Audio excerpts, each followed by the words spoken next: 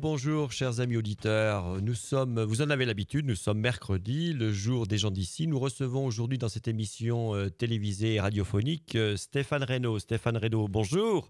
Bonjour. Voilà, approchez-vous du micro, voilà, on a oublié de vous mettre le micro plus près. Stéphane Reynaud est responsable d'une association qui s'appelle La Ruche qui dit oui, donc vous habitez la Frésinous. C'est ça. Donc là, comment dirais-je, on va bouger un tout petit peu, voilà, ça sera parfait.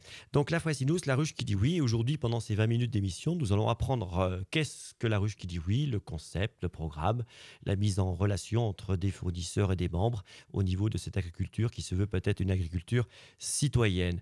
J'ai une question toute bête. La Ruche qui dit oui à la Frésinous est ouverte depuis janvier dernier.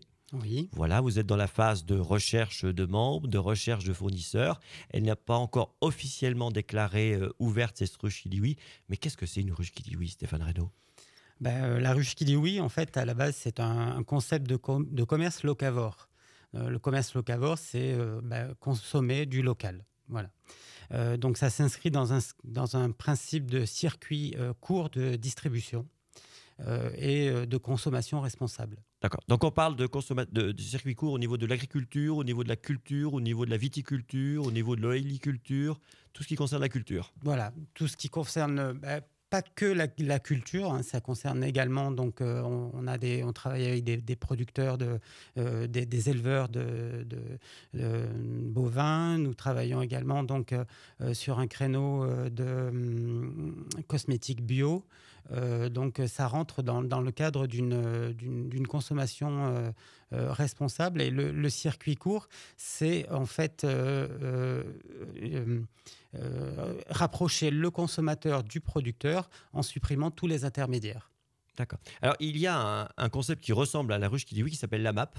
Voilà, il y a également à la Frésinous une AMAP, et il y en a d'ailleurs sur Vennes et sur d'autres secteurs de notre région. Voilà. Et la différence entre la ruche qui dit oui et l'AMAP en quelques lignes? Alors, en quelques lignes, déjà, les AMAP sont on va dire, nos mères fondatrices. Hein, donc, il faut les remercier d'avoir su insuffler cette énergie-là et cet effort-là. La différence fondamentale, on va dire, c'est que nous, au niveau de la ruche qui dit oui, on s'appuie sur un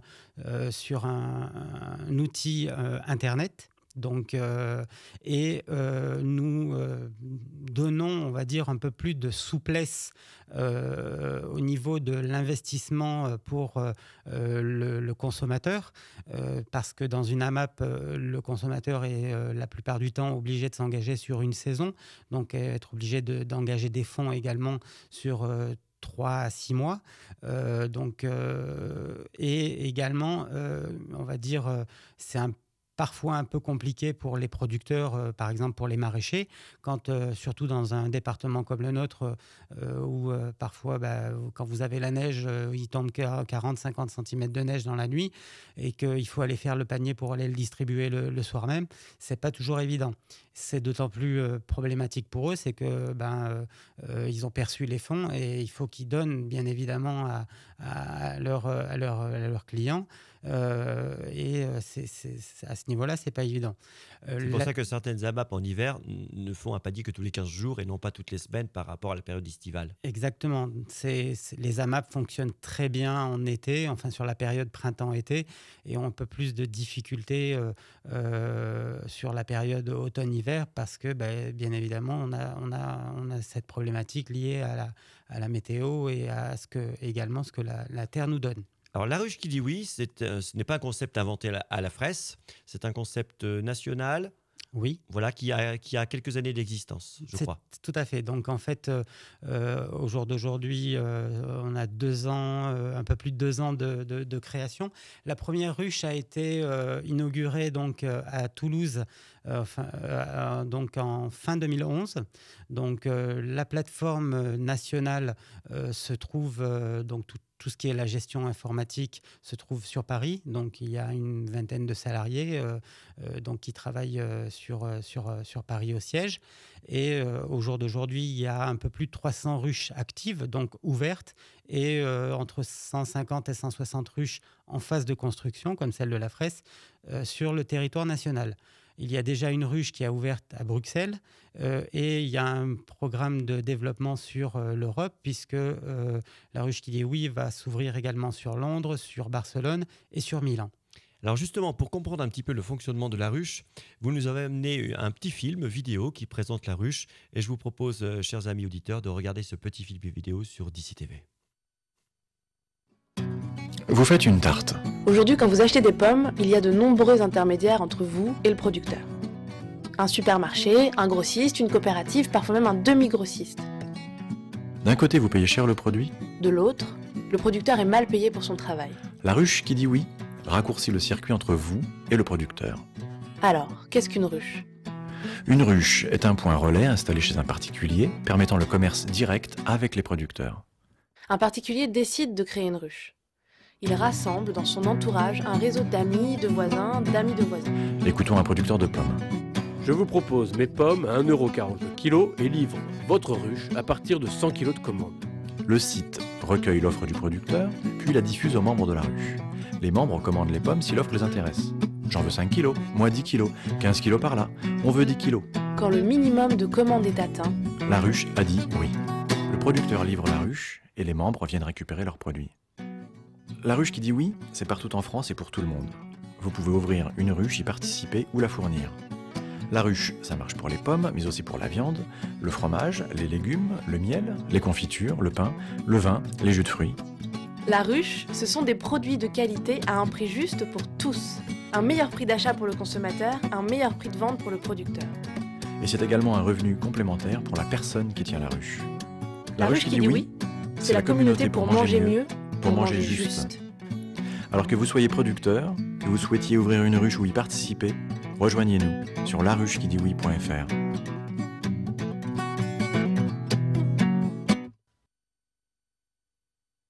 Ce petit film qui présente de manière claire, Tout à fait. voilà le concept de la ruche qui dit oui. Nous avons sur notre département 2 ruches qui sont en cours de construction. Une avait tenté il y a quelque temps de se créer sur Gap, mais elle n'a pas abouti à l'ouverture. On verra un petit peu quand est-ce qu'une ruche peut être déclarée ouverte. Vous avez la Fraisse. Vous avez combien de fournisseurs actuellement qui se sont proposés depuis votre création, je crois en janvier dernier?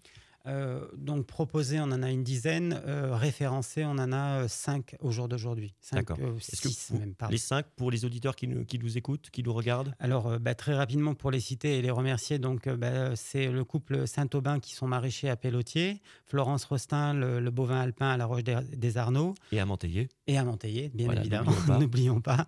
n'oublions pas. Oui, qui est plus sur Monteillé que La Roche. Philippe Belloc, donc, du domaine Saint-André, donc en vin bio, en IGP, donc à la Saulce. Et Pierre Buzyn de la fromagerie de Séuse.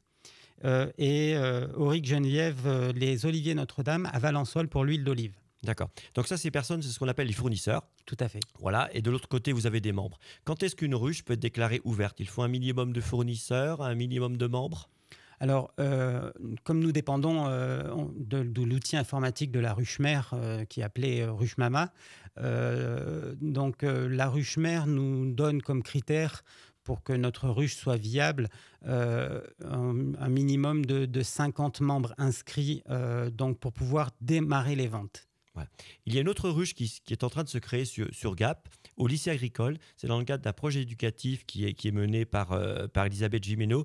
Vous pouvez nous en dire un petit peu plus sur cette ruche qui dit oui au lycée agricole Bien Route de sûr. Valserres? Donc, déjà, ce qu'il faut savoir, c'est que nous travaillons main dans la main, donc les 2 ruches, puisque nous sommes les 2 pionnières sur les Hautes-Alpes. Nous appelons d'ailleurs à ce que notre concept se développe dans les Hautes-Alpes et ailleurs que sur Gap ou sur la région gapençaise. Donc, le projet d'Elisabeth, c'est un projet éducatif au sein du lycée agricole de Valserres. Donc le même concept que le nôtre à la Fraisse. La différence, c'est qu'eux vont commercialiser plus les produits qu'ils produisent au sein du lycée. Et également, ils travaillent avec un réseau de parents d'élèves et un réseau d'anciens élèves. Donc, quelque chose d'encore plus social et d'encore plus intéressant. Un beau projet éducatif. Tout à fait. Il y a, si on regarde le site internet, laruchequidioui.fr, il y a à peu près 300 ruches qui sont ouvertes en France et 200 comme la vôtre qui sont en cours de construction. 50 membres minimum. Je vais vous poser une question toute bête, Stéphane Renaud. Vous en êtes à combien de membres aujourd'hui à la Fresse ? Alors nous, malgré que nous ayons démarré donc en janvier, on en est à 11 membres inscrits donc sur le site.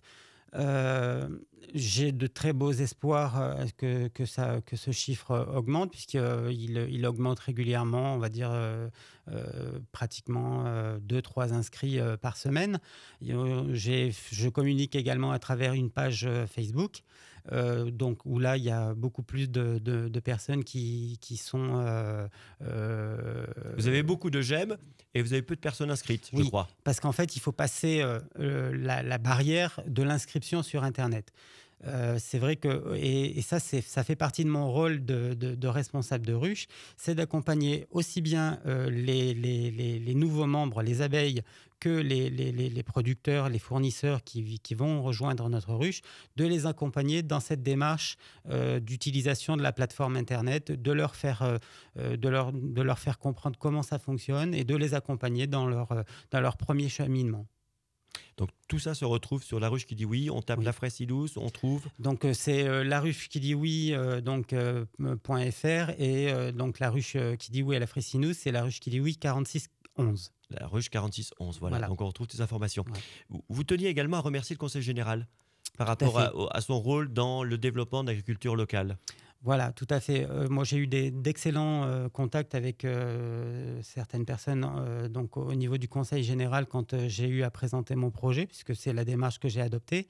Je tenais à les remercier de leur accueil. Et également, je voulais vraiment mettre en avant tous les efforts qui sont faits au sein du Conseil général pour les produits labellisés Hautes-Alpes à travers donc, ce label, à travers l'application smartphone qui existe, donc Croc 05, qui référence donc, dans le même état d'esprit que La Ruche qui dit oui, donc la consommation directe, donc la mise en relation entre des producteurs et des consommateurs, et également l'effort qui est fait cette année au niveau de notre département de mettre en valeur les Hautes-Alpes sur le salon de l'agriculture à Paris, de se démarquer des autres et d'avoir notre propre identité Hautes-Alpes à Paris. Vous êtes œnologue. Oui. De formation, de métier, de passion. Voilà, et je crois que vous êtes actuellement en train de créer une entreprise d'œnologie. Votre rêve sur le 05 au niveau de l'œnologie, expliquez-nous ça. Eh bien, oui, c'est un projet qui est en train de se monter tout doucement, parce que ça engage beaucoup d'intermédiaires. C'est donc ce projet qui se veut très ambitieux, mais qui verra le jour, parce qu'on se bat et on est nombreux à se battre dans ce sens-là. Et c'est une académie des vins pour les Hautes-Alpes. Donc un beau projet en perspective. Oui. C'était La Ruche qui dit oui. N'hésitez pas à contacter Stéphane Renaud. On trouve vos coordonnées sur le site ? Oui. Tout y est vos coordonnées. Je sais que vous envoyez un petit message aux abeilles le vendredi parce que je fais partie des abeilles. Vous envoyez un petit message tous les vendredis pour leur dire n'oubliez pas de bien travailler le week-end et de proposer ce nouveau concept qui relie les producteurs locaux et les membres que nous sommes locaux à travers non pas tout un panier, mais là une ou deux perspectives. Par exemple, l'huile d'olive, voilà, 600 litres d'huile d'olive sont vendus la semaine prochaine. Vous direz La Ruche qui dit oui. Une petite question qui arrive dans mes oreilles par les auditeurs d'ici.